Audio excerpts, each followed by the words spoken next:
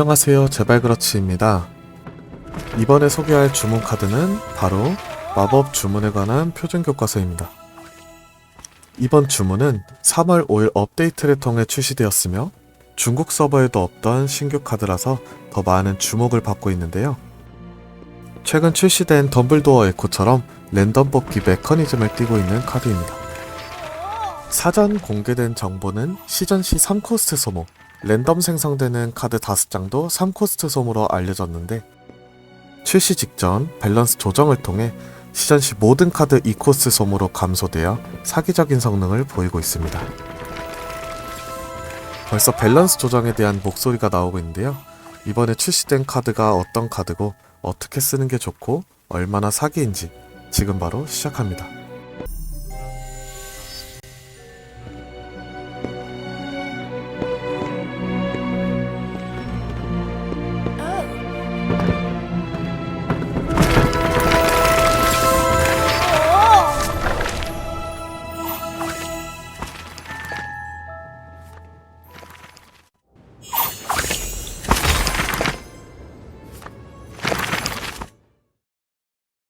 이번 카드는 조금 복잡합니다.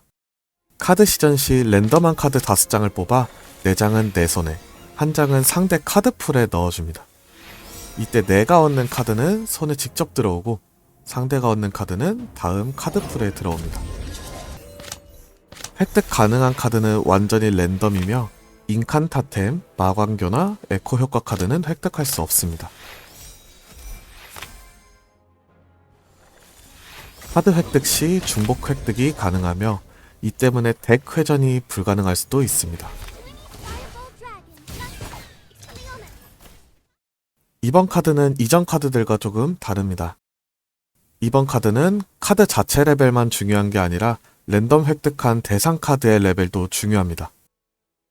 마광교와 대상 카드 레벨의 평균에서 각 카드에 에코 버프를 적용하면 시전하는 마법의 레벨이 됩니다. 이때 인칸이나 동료 카드로 복제 시전하는 경우 각각 마관교 대신 인칸과 동료 카드를 대입해서 계산하시면 됩니다. 예시 사진입니다. 마관교가 9레벨, 석상이 16레벨이면 마관교를 통해 소환한 석상은 평균 12.5로 반올림을 적용해서 13레벨이 됩니다. 이때 마관교와 석상의 에코 버프가 각각 1, 2레벨인 경우 최종적으로 버프 3이 적용되어 16레벨이 됩니다. 따라서 사용하는 카드 레벨이 골고루 높을수록 이득을 취하는 구조입니다. 인칸타템과 동료 카드도 마광교를 대체하여 계산하면 동일하게 레벨을 계산할 수 있습니다. 상대가 쓴 마광교 레벨 계산법은 생각보다 간단합니다. 상대방의 마광교 레벨에 상관없이 내 덱 평균 랩에서 대상 카드에 대한 내 에코 버프가 합산 적용됩니다. 따라서 덱 평균 랩이 높을수록 이득을 취하는 구조입니다. 사기적인 성능을 보여주는 이 카드, 효과적으로 사용하려면 카드 판정을 잘 알아야 할 텐데요. 우선 시전 모션입니다. 마법을 시전하면 마법책을 펼치고 정보를 꺼내는 모션을 취합니다. 상대방에게 한 장이 넘어가며 어떤 카드인지 보여줍니다.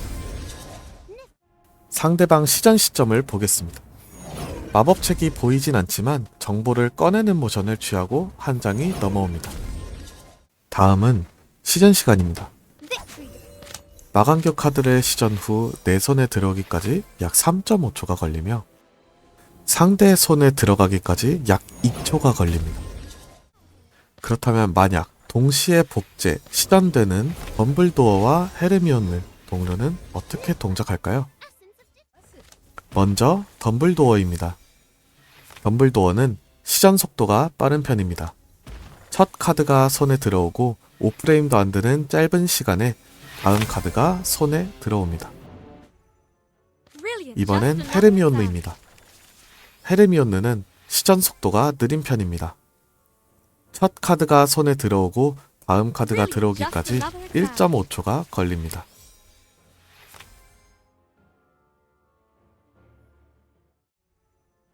다음은 루나 에코입니다. 루나 에코는 첫 카드가 마법 생명체로 고정된 에코입니다. 마법 생명체 카드는 변하지 않기 때문에 한 칸씩 밀려서 들어오게 됩니다. 이것 외에도 흥미로운 판정이 몇 개 더 있는데요. 우선 2대2 팀전에서 마간교를 시전할 때 아군에게도 넘어간다는 얘기가 있었습니다. 카드 설명에는 상대방 마법사에게 전달된다고 나와 있어 2대2에서 테스트를 진행해봤습니다. 결론적으로 아군이 아닌 적군 마법사에게만 넘어갔습니다. 마광교를 시전할 때 상대방한테 카드를 주지 않는 방법이 있습니다. 적진으로 돌격하던 론이나 에런펀트가 갑자기 방향을 틀어버리는 경험 다들 해보셨을 텐데 지정할 수 없는 상태라서 그렇습니다. 마간교 카드도 마찬가지입니다. 포트키 또는 옵스큐러스를 시전 중이거나 토탈룸이나 네뷸러스에 숨어있거나 해그리드 동료를 탑승 중이라면 지정할 수 없는 상태가 돼서 마간교 카드가 넘어가지 않습니다. 2대2에서는 활용하기 어려울 순 있어도 1대1에서 알고 있다면 굉장히 유용한 판정이 될 것 같습니다.